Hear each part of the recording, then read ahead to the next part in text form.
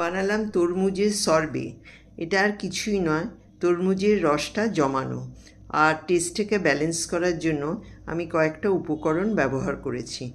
এখানে আমি প্রথমে তরমুজটাকে টুকরো করে কেটে নিয়ে জুসারে জুস বানিয়ে নিয়েছি। জুস বলতে এর মধ্যে পাল্পটাও রয়েছে, শুধু জুস নয়। তার মধ্যে দিয়েছি একটা কমলালেবুর রস, কয়েকটা পুদিনা পাতা, আর দিয়েছি লেবুর রস, 1 চা চামচ লেবুর রস, 1 চিমটি বিট নুন।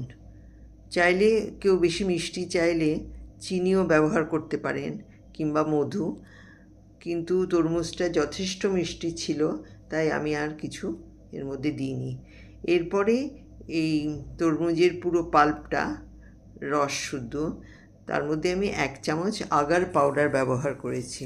আগার পাউডারটা লিকুইডটাকে ঘন করতে সাহায্য করে। তারপরে আমি একটা প্যানের মধ্যে পুরো মিশ্রণটাকে ঢেলে নিয়ে হালকা আঁচে আস্তে আস্তে নাড়তে নাড়তে যখন মিশ্রণটা একটু ঘন হয়ে আসছে তখন নামিয়ে নিয়ে আমি এই বোলের মধ্যে ঢেলে নিয়েছিলাম। ঠান্ডা হয়ে গেলে আমি এটাকে ফ্রিজে রেখে দিয়েছি ঘন্টা 2। তারপর বোলটা উল্টো করাতেই প্লেটের মধ্যে ঠিক এইভাবে পড়ে গেল জিনিসটা।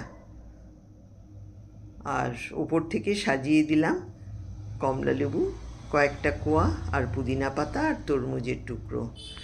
আপনারা চাইলে এর মধ্যে ক্রিম দিতে পারেন ওপর থেকে, কিংবা আইসক্রিম দিতে পারেন, আর চকলেট সিরাপও দিতে পারেন, কিন্তু আমি আর কিছু দিইনি, ঠিক এমনিভাবেই সার্ভ করব। হয়ে গেল আমার তরমুজের সরবে।